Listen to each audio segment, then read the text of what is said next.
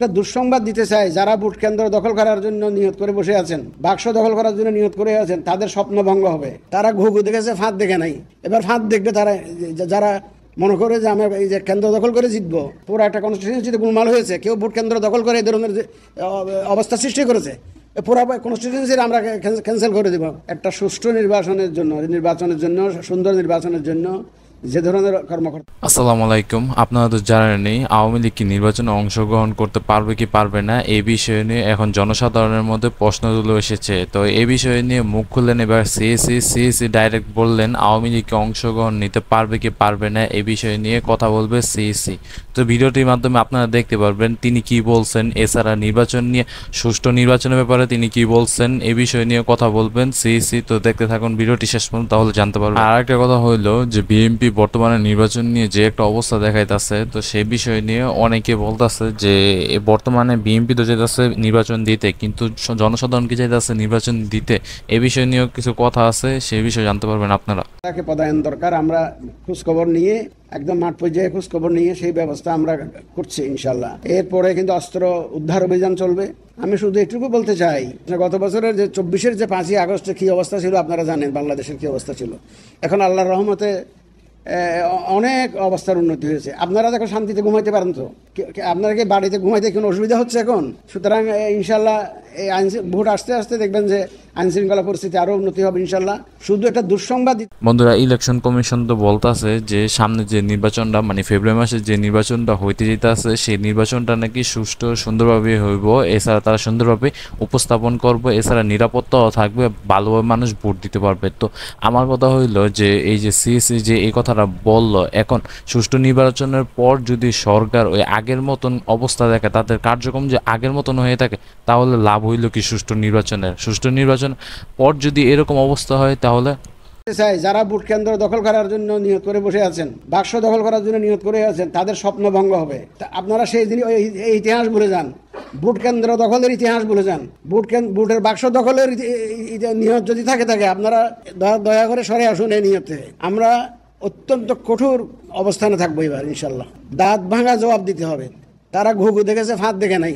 এবার ফাঁদ দেখবে তারা, যারা মনে করে যে আমরা এই যে কেন্দ্র দখল করে জিতবো, বাক্স দখল করে জিতবো, সেই সুযোগ ইনশাল্লাহ তারা পাবে না। তো বন্ধুরা, এই বিষয় নিয়ে আপনাদের কি মন্তব্য? সিইসি তো বলতেছে যে এবার নির্বাচনটা সুন্দরভাবে গঠিত হইব। আমরাও জানি যে এবার নির্বাচনটা সুন্দরভাবে উপস্থাপন করা হইব, কিন্তু সরকারের কার্যক্রম যদি আগের মতন ফ্যাসিবাদী হয়ে যায়, তাও তো কি হবে? তাও তো কোনো লাভই হইল না নির্বাচন সুন্দর হয়ে। তো এই বিষয় নিয়ে আপনাদের কি মন্তব্য তা অবশ্যই জানাবেন, বা ডক্টর ইউনূস সাহেবের নিয়ে কি মন্তব্য আছে আপনারা জানাবেন, যে নির্বাচনটা কি ফেব্রুয়ারি মাসে দিলে ঠিক হইব নাকি ঠিক হইব, এটা আপনারা অবশ্যই কমেন্ট বক্সে জানাবেন।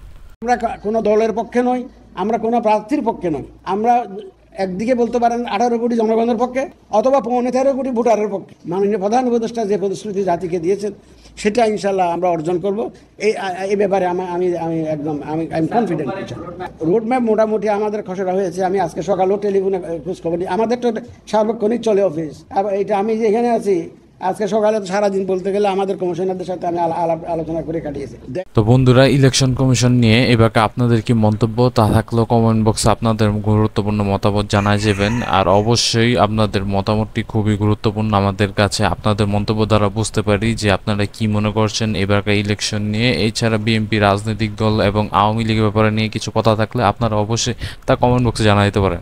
একটা অবস্থানে আসবে, এবং তারা যেহেতু সবাই দেশের মঙ্গল চায়, সবাই দেশের প্রেমিক, সুতরাং তারা একটা অবস্থানে আসবে বলে এটা আমার বিশ্বাস।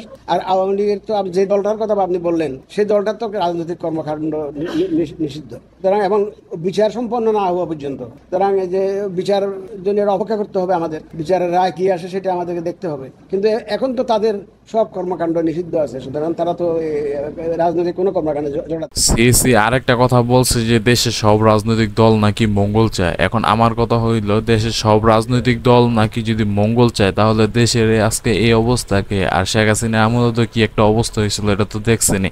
তো যদি দেশের সব রাজনৈতিক দল মঙ্গল চায়, দেশের মধ্যে দুর্নীতি এতকে ভাই, আবার দুর্নীতির পর যে এই যে চাঁদাবাজি চলতেছে, তাইলে কেমনে মঙ্গল চাইলো? কই কোনো দিন তো দেখলাম না যে চাঁদাবাজি নিয়ে এইসব নিয়ে কথা বলতে। তো এরকম অবস্থা থাকলে দেশে সব রাজনৈতিক দল মঙ্গল চায়, এটা আমরা বিশ্বাস করবো কিভাবে? তো বন্ধুরা, এই ছিল আজকের ভিডিওটি। তো দেখা হবে নতুন নতুন কোনো ভিডিওতে। আর যদি এই বিষয় নিয়ে আপনাদের কোনো মন্তব্য থাকে, আরও আওয়ামী লীগের তো কার্যক্রম নিষিদ্ধ, যার কারণে যে পর্যন্ত বিচার না হইব ওই পর্যন্ত আওয়ামী লীগ কোনো নির্বাচনে অংশগ্রহণ করতে পারবো না, এছাড়া রাজনৈতিক বিষয়ে কোনো অংশগ্রহণ করতে পারবো না। তো এই ছিল আজকের ভিডিওটি। আর এই বিষয় নিয়ে যদি আপনাদের কোনো মন্তব্য থাকলে অবশ্যই কমেন্ট বক্সে জানাবেন। তবে দেখা হবে নতুন কোনো ভিডিওতে।